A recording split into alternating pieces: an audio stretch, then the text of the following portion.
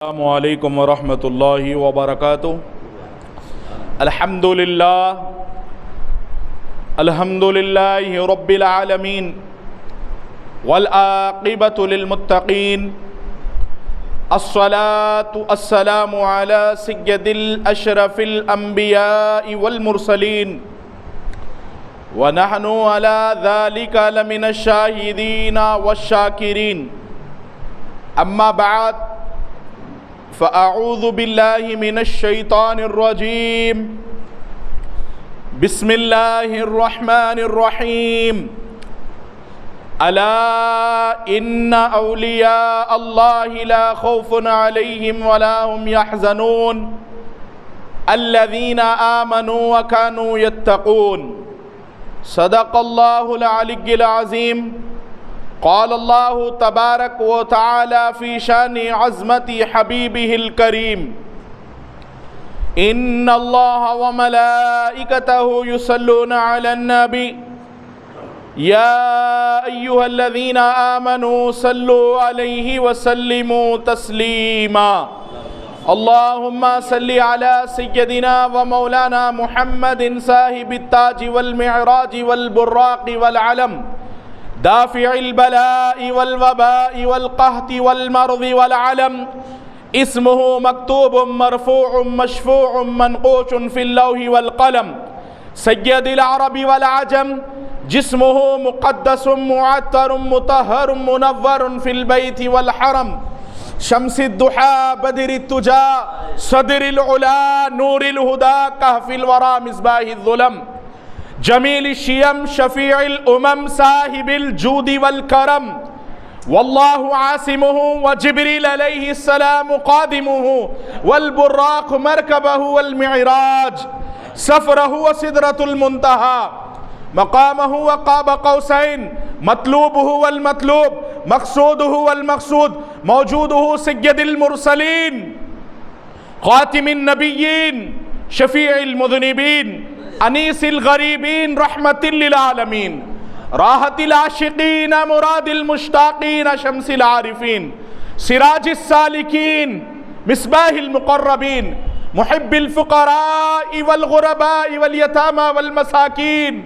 سید الثقلین، نبی الحرمین، امام القبلتین، وسیلتنا فی الدارین، صاحبی قاب قوسین، محبوب رب المشرقین ورب المغربین،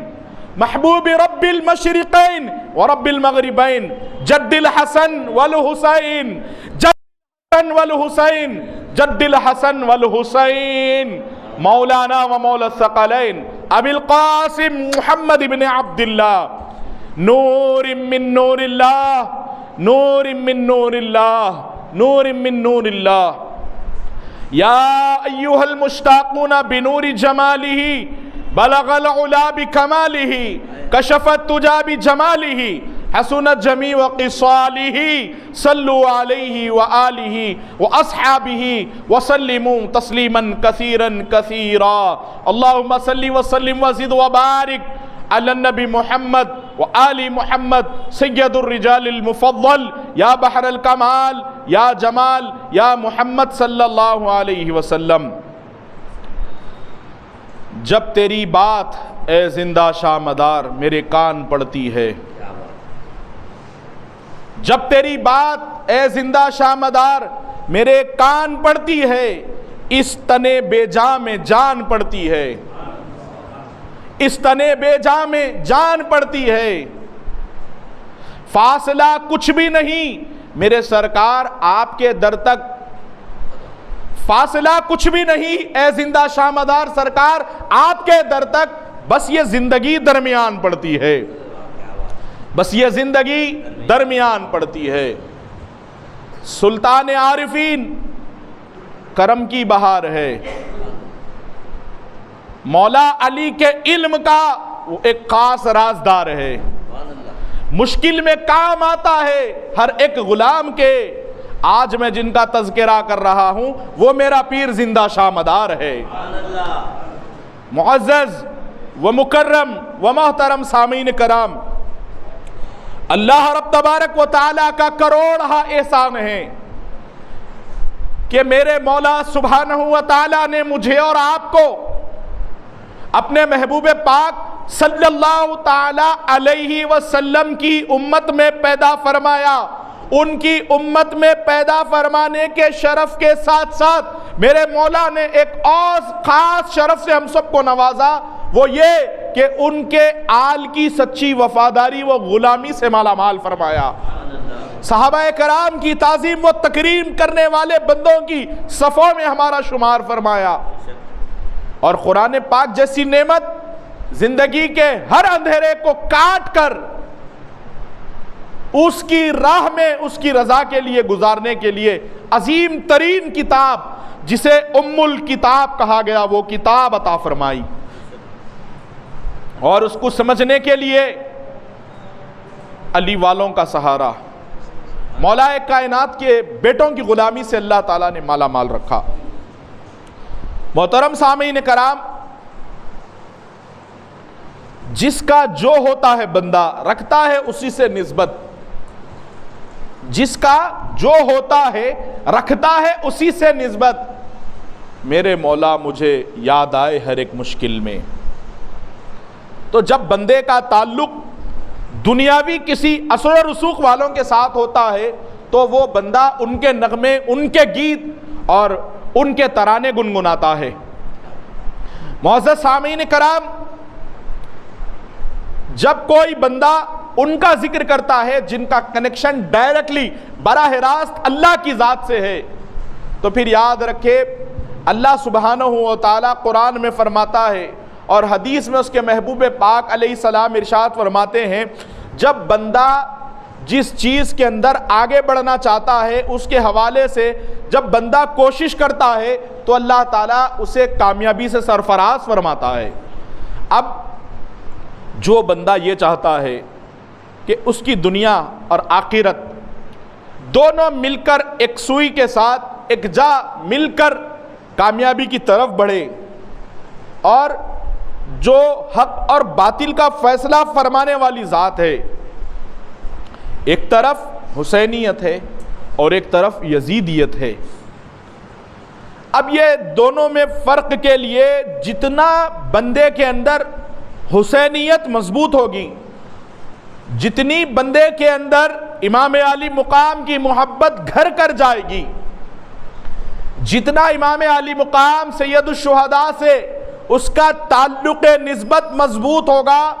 اتنا یزید سے وہ بندہ دور ہوتا چلا جائے گا.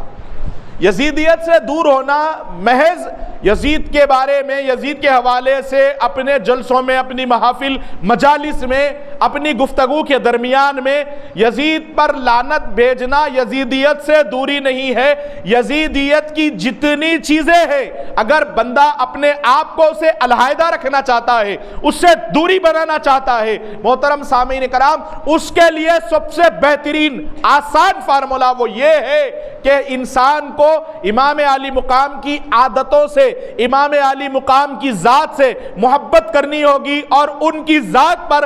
جس طریقے سے اکابرین نے اعتماد رکھ کے عمل کیا، اگر ہم بھی حسین پاک علیہ السلام کے راستے کو اختیار کرنے کا صرف دعویٰ ہی نہیں بلکہ اس راہ پر چل پڑیں گے، خدا کی قسم امام حسین کی راہ آپ کو کربلا کے قریب کرے گی اور یزید پلید سے دور کر دے گی. اب اس کے لیے ضروری کیا ہے، اور آپ کو میں بڑی کام کی بات بتاتے ہوئے گزر رہا ہوں،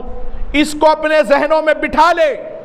اور اس کے بعد اپنے دوست میں، احباب میں جتنا وقت ہم اپنی زندگی میں 30 سیکنڈ کا اسٹیٹس لگانے کے لیے ضائع کرتے ہیں، اتنا وقت نکال کر اسے ضرور یہ چیز بتا دیں کہ میں آپ کو امام علی مقام کے در سے ولایت کی طرف لے کے بڑھ رہا ہوں. اس کی وجہ کیا ہے، اس کا ریزن کیا ہے؟ محترم سامعین کرام، جب کربلا بپا ہوئی اس سے پہلے جتنا وقت گزرا خلفائے راشدین کا وقت تھا. امام علی مقام کے بڑے بھائی امام حسن پاک، حسن مجتبی علیہ السلام تک، وہاں سے پھر ملوکیت سیاست الگ ہو گئی اور امامت اور طہارت الگ ہو گئی، وہاں سے یہ دونوں الگ ہو گئے. لیکن جب کربلا بپا ہوا لوگ اس حیرانی میں ہو گئے، اس سوچ میں پڑ گئے کہ آخر کون سی سوچ ہے جو حق کی طرف مبنی ہے، کون سا راستہ ہے جو مولا علی کے در سے لے کر عثمان غنی، فاروق اعظم، صدیق اکبر اور رسول کائنات صلی اللہ تعالیٰ علیہ وسلم تک لے جاتا ہے، اور جو راستہ رسول کا ہے وہی راستہ خدا کا ہے، اور جس بندے نے خدا کے راستے پر عمل کیا اس کا ٹھکانہ جنت ہے۔ اب اسی طریقے سے یزید پلید کی طرف جو راستہ لے جاتا ہے جو خدا کے راستے سے برعکس ہے، یعنی خدا کے راستے سے الگ ہے، جدا ہے، جس کے اندر بندہ اگر چل کر آگے بڑھتے ہوئے اپنی زندگی گزار کے عمل کرے گا تو جس سے خدا ناراض ہو، جس سے رسول راضی نہ ہو، جس سے اہل بیت راضی نہ ہو، جس سے خلفائے راشدین کی ذات راضی نہ ہو، اس کا ٹھکانہ جہنم ہے۔ تو جب کربلا کے بعد فیصلہ کرنا تھا کہ کون سا راستہ حق پر ہے تو دو ہی فرقے بچ گئے تھے۔ آج ہے ہمارے پاس کئی مذاہب، کئی مسالک کے ماننے والے، کئی مکاتب فکر کے لوگ آج کے اس دور میں پائے جاتے ہیں، لیکن اس زمانے میں معزز سامعین کرام دو ہی چیزیں بچ گئی تھی امام علی مقام کی شہادت کے بعد، ایک یزیدیت اور ایک حسینیت۔ تو یزیدیت کی طرف جو چل پڑا وہ گمراہی میں ہے، اور حسینیت کی طرف جس نے اپنے قدم بڑھا لیے وہ حق پر ہے۔ تو محترم سامعین کرام،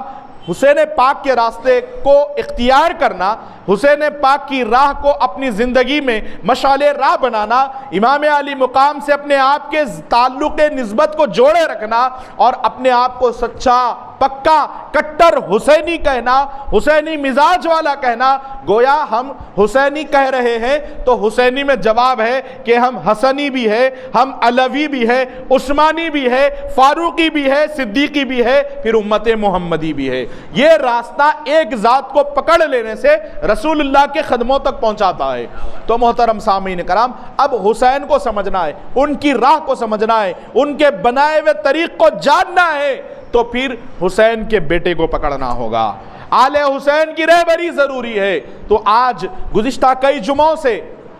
گزشتہ جمعہ تو خیر میں یہاں پر موجود نہ تھا حیدرآباد میں، لیکن گزشتہ جمعہ میں ہی ارادہ یہ تھا کہ میں آپ کو لے چلوں وہ مقدس بارگاہ جس کو دنیا حضور آقا و مولا سیدنا زندہ شاہ مدار رضی اللہ تبارک و تعالیٰ عنہ کے نام سے جانتی ہے۔ ویسے تو گزشتہ کئی جمعوں سے ان کی سیرت طیبہ کے حوالے سے میں اعلان کر رہا ہوں، لیکن آج اللہ تعالیٰ نے وہ دن منتخب کیا مجھ جیسے فقیر کو ان کا تذکرہ فرمانے کے لیے۔ یہ مجھ پر کرم بالائے کرم ہے، یہ سرکار زندہ شاہ مدار رضی اللہ تبارک و تعالیٰ عنہ کا فیض ہے کہ آج ہم یہاں سرکار زندہ شاہ مدار رضی اللہ تعالیٰ عنہ کی سوانح حیات طیبہ سماعت کر رہے ہیں۔ کون ہے محترم سامعین کرام؟ یہ وہ ذات ہے جس کا میں نے ابھی ذکر کیا، جو امام حسین کے قدموں تک لے جا کر پہنچاتی ہے۔ حسینی جو ہم کہتے ہیں دعویٰ، دلیلی طور پر اگر ہم اس راہ پر چلنا چاہتے ہیں تو ان اکابرین کی راہ کو اپنی زندگی میں اپنانا ہوگا، مشعل راہ بنانی ہوگی۔